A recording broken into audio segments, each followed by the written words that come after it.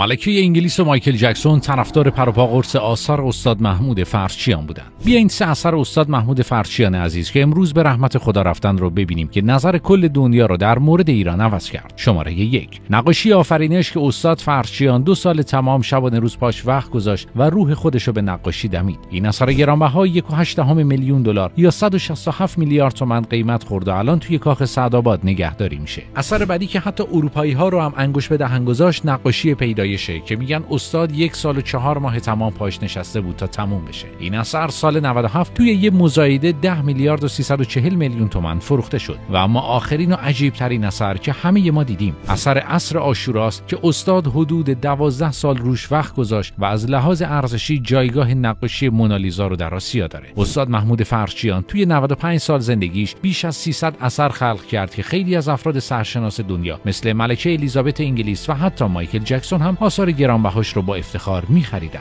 اسطوره‌ای که امروز از دست دادیم 15 مدال فرهنگی هنری دریافت کرده، از 2 دانشگاه برتر ایتالیا دانشنامه افتخاری دریافت کرد و حتی به عنوان روشنفکر نابغه قرن 21 شناخته شد. روحشون شاد و یادشون گرامی.